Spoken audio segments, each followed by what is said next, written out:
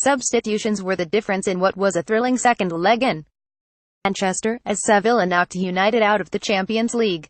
Wissam Ben Yedder subbed on in the second half and scored 2 goals to dispose of Jose Mourinho's Manchester United. Here are 3 takeaways from the match. Manchester United suffered their first loss at Old Trafford in a European competition in 5 years. While it may come as a surprise, they're lucky it only ended 2-1 on aggregate. Before Sevilla opened the scoring, centre-back Eric Bailly, only recently back from injury, had to make 2 goal-saving plays. In the 48th minute, Angel Correa received a cross unmarked in the box, but it took him some time to control the ball. It turned out to be just enough for Bailly to charge him down and prevent him from getting a shot off. 9 minutes later, Sevilla countered after an Alexis Sanchez shot was blocked and a cross from the byline looked destined for a Luis Muriel tap-in, but Bailly just barely beat him to it and forced it out for a goal kick. David De Gea, meanwhile, had to save 25 shots in the first leg in Spain. Tonight, even after going down 2-0, he had to save a one-on-one with Ben Yedder. The match could have easily ended 5-1. Regardless, it's clear Bailly and De Gea are the only 2 members of United's defense that are good enough to compete with Europe's elite.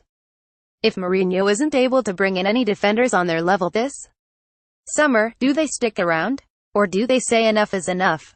Sevilla can enjoy this, but then they must return to their roots. Sevilla have advanced to the quarter-finals for the first time since the 50s.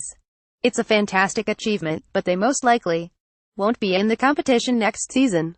They're 11 points off the top 4 with 10 games left in La Liga. Finishing top 4 is no guarantee next season either. Valencia are on the rise under Marcelino, as are Villarreal under Javier Calleja. The easiest route back to the Champions League for them is a familiar one, the Europa League. The Spanish club won back-to-back Europa League titles under Unai Emery. If they hope to keep their upcoming absence from the Champions League an anomaly, they'll need to pursue their 4th Europa League title in 6 years. New manager Vincenzo Montella, who took over in December, has made a deep run in the competition before. In 2014, he made it to the semis with Fiorentina only to be knocked out by eventual champions, Emery's Sevilla.